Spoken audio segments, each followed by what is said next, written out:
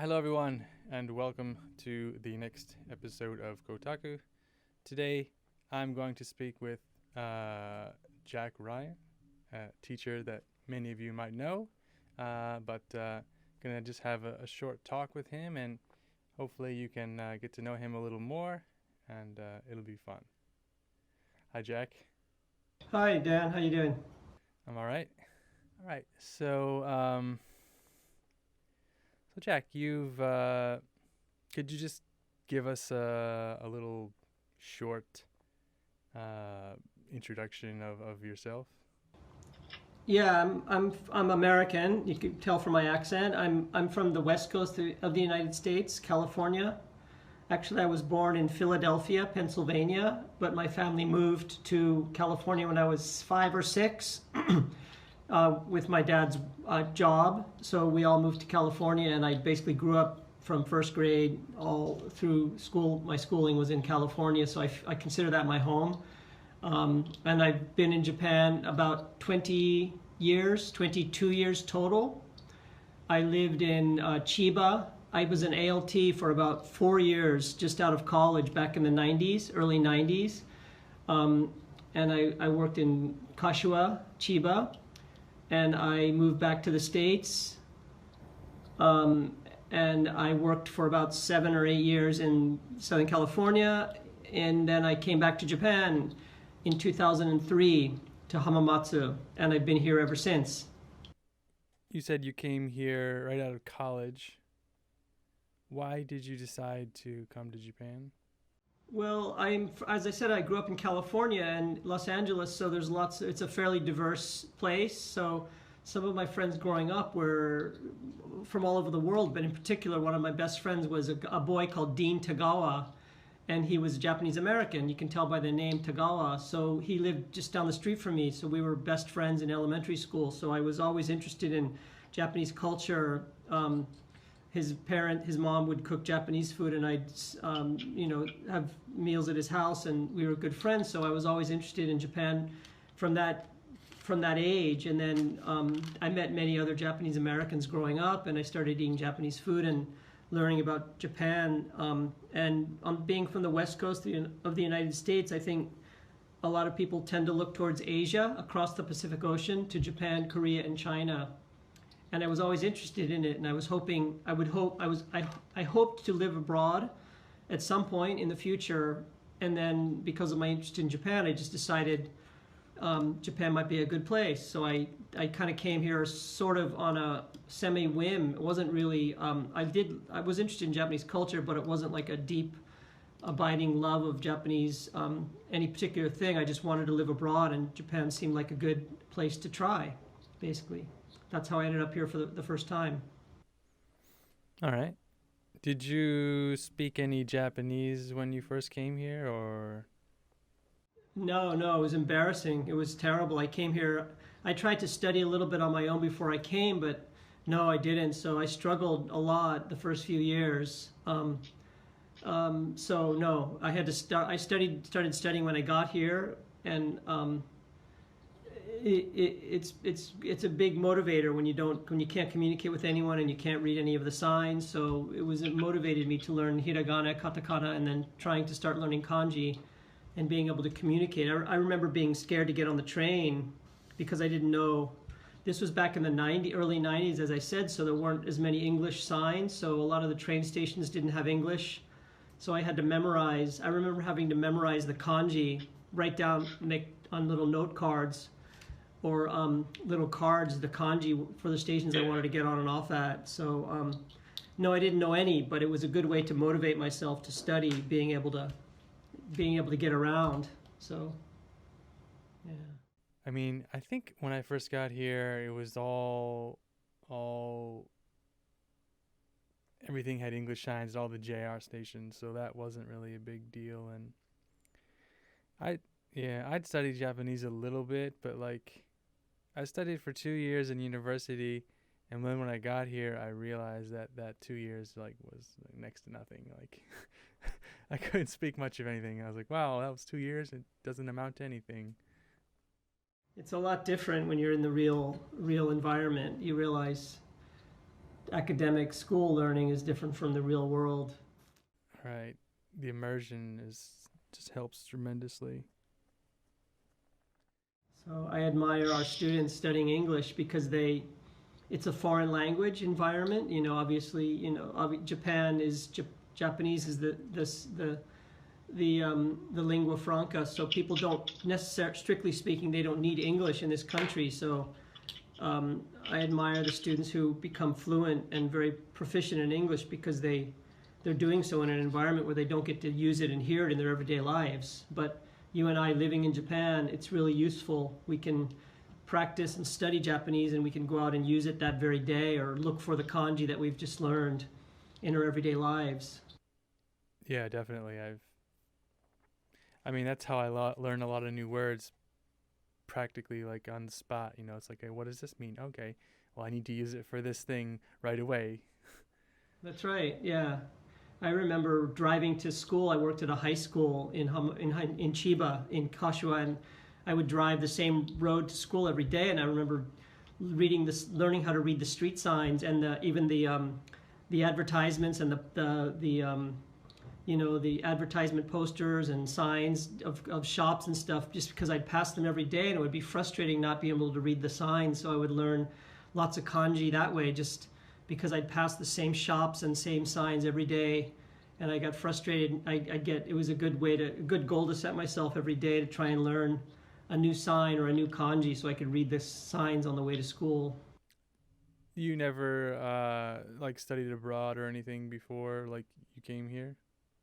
No, I regret that, actually. I really wish I had. I never studied abroad in college or high school.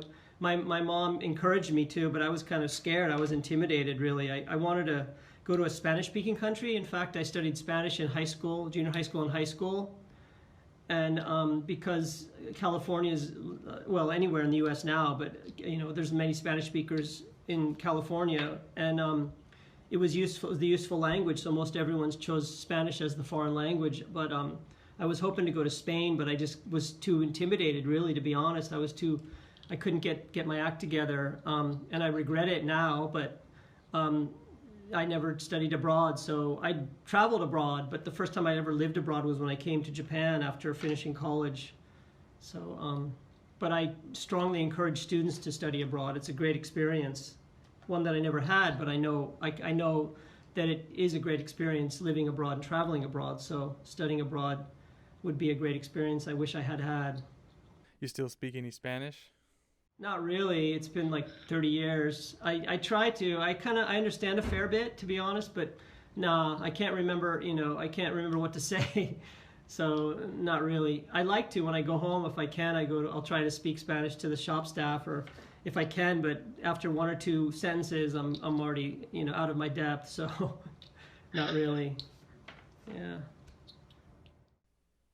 So you've been at SUEC for how long? I've been here, I don't even know, to be honest, 10 years. I've been here 15 years or so, but the first 5 years I was working part-time. I worked at Aichi University in Toyohashi campus, for 4 years, full-time, and then I came here part-time, and I would come here so twice a week or something. So, and then another English teacher was leaving, so Suzuki Motoko Sensei, she, mentioned that to me and recommended, that I apply here for the full-time job. So she was really kind, and she helped me out, encouraged me to apply for this job, and I got it, thankfully. And I've been here full-time 10 years. I think this is my 10th year. I started here with Takagi Sensei, if anyone knows Takagi Sensei.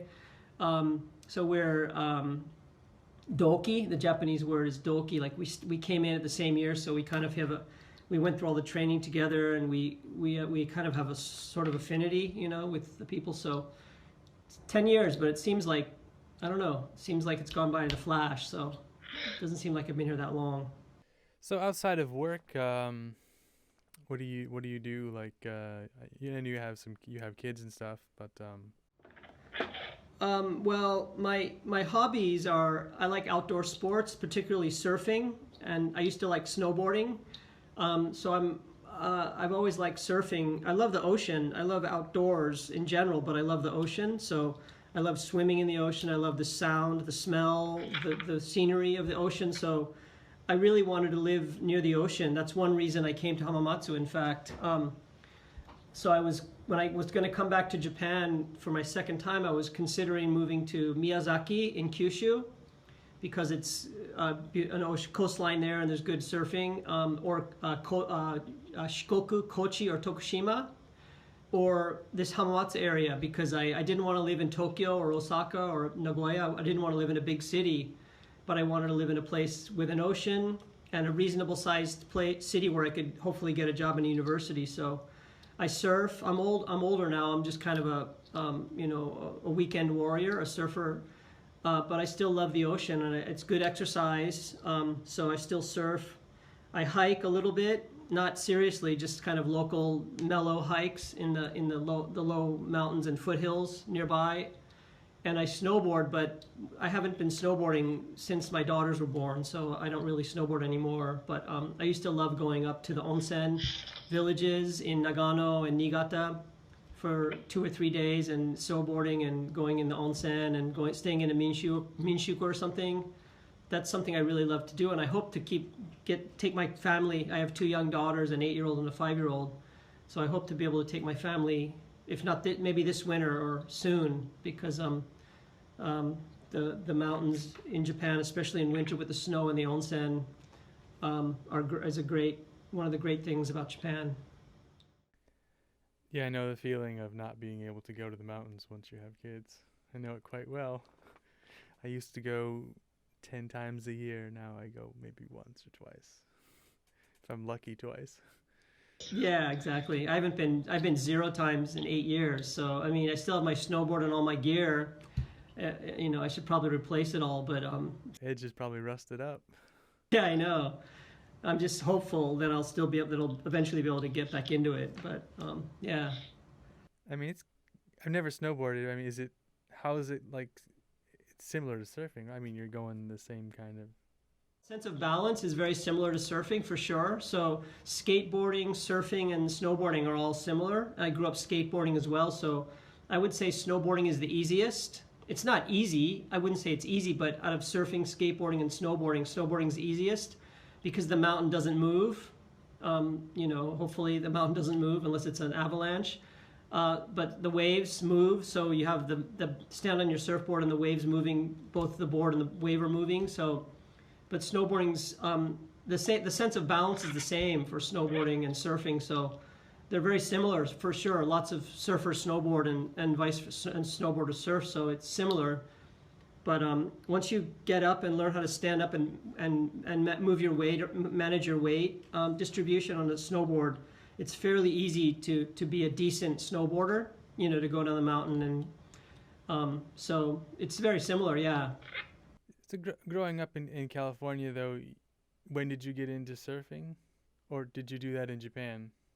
I did it in Japan, but no, I got into surfing when I was a kid, like 12 or 13, 10, 11, 12 years old. But I lived about 15 minutes from the beach, about the same distance from Suak to the Pacific Ocean.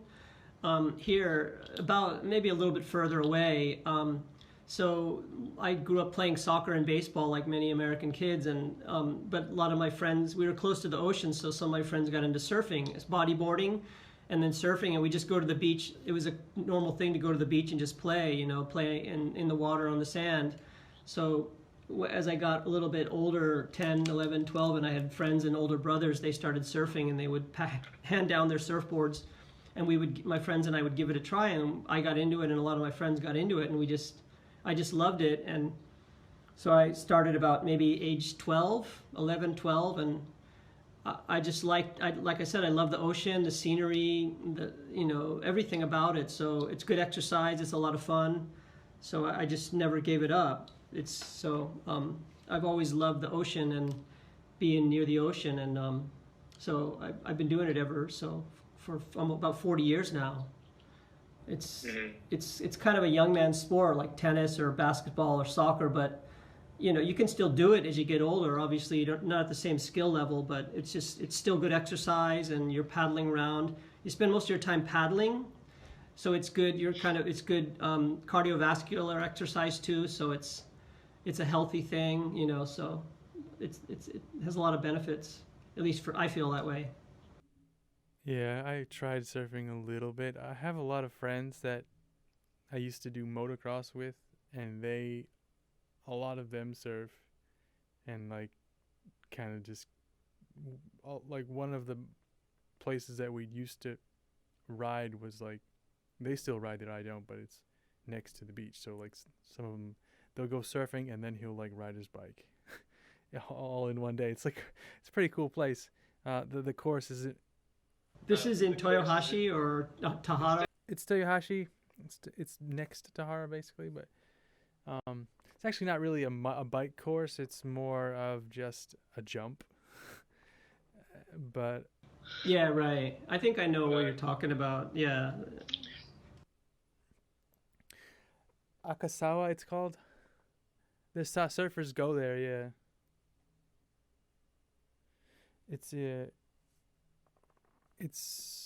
It's like a really long, like, I don't know what the road is there for. Like there's the huge like seawall that they built like on. It's just this massive cliff. It's like 100 feet tall, and they boarded it up maybe to prevent like erosion and also to stop tsunamis, I guess. And there's like a big road that goes down there, and at the end of the first road that goes down there's like a little toilet, and I think that might be for like fishers and stuff and surfers. But if you go further in, then their little ramp is down there. And yeah, where I tried it was the first year I got into it. I only did it for one summer. And because I had this guy, he was a Peruvian, and he was living here too, and we both got into it at the same time, and so we'd go together because we were both terrible together. And he left that year, and I didn't have anybody to go with that was as equally terrible as me, and I was just kind of bummed out. And I went a little bit after that, but it wasn't as fun going by myself, and I got stung by a jellyfish the next season. And yeah, that's not fun. Yeah, it's not. It requires some time to devote to it. It's not really a really super easy sport to pick up, and it requires a board and often a wetsuit, and so there's some expense involved, and there's not always waves too. Like you can't, when you want to play basketball, you just go outside and find a basket, but if the ocean doesn't cooperate, the conditions aren't right and the waves aren't right, so there's a lot to it. So like it's easy to get discouraged. The problem is though, some British guy he was like a really good surfer. He lived in Tahara. He doesn't live there anymore. I think he moved to like Kyushu or something. He had a ton of surfboards that he bought all sorts, like once a year he'd buy like a bunch. And he's like, "Yeah, Dan, I'm selling this shortboard. Do you want it?"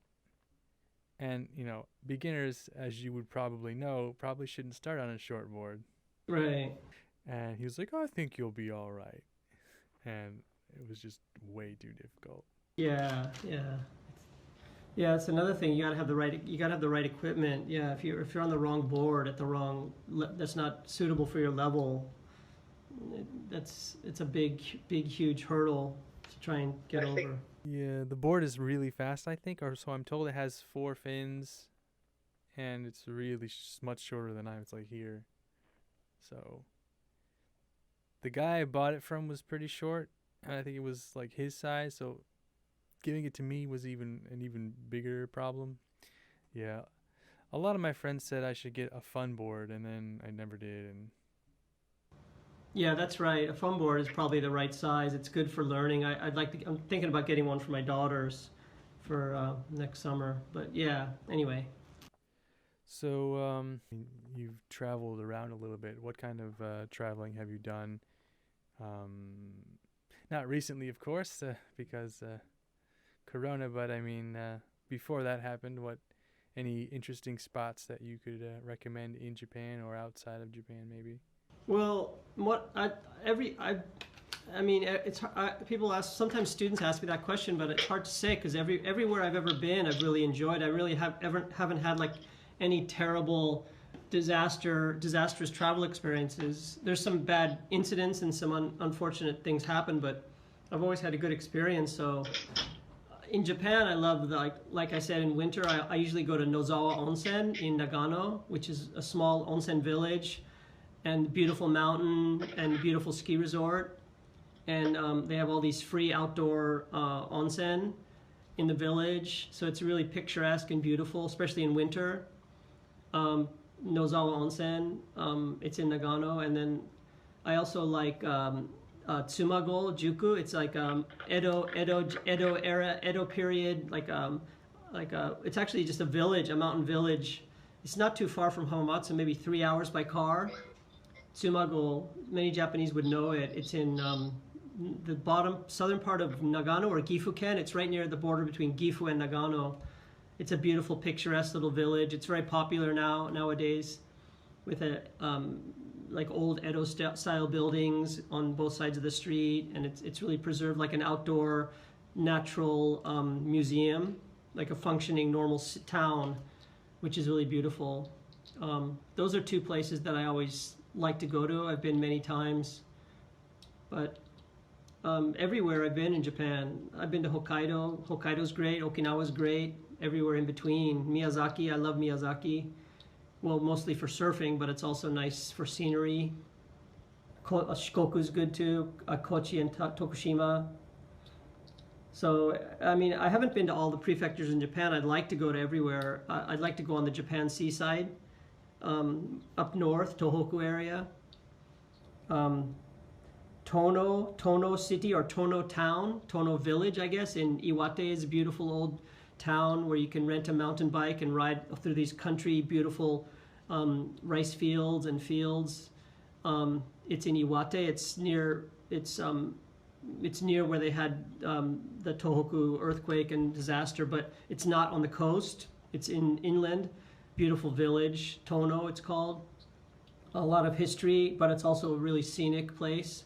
So I've been up there a few times. You can bring your own bike or rent bikes, and it's all flat, which is good. So you can ride for miles and miles in every direction, and it's mostly flat with some rivers and beautiful scenery, and not many people or cars, so it's safe. But anyway, I mean, I could go on forever. There's lots of places that I've loved, that I've been, but there's lots of places that I haven't been that I really still want to go. So hopefully after this Corona crisis gets over, people can start traveling more, and both in Japan and overseas.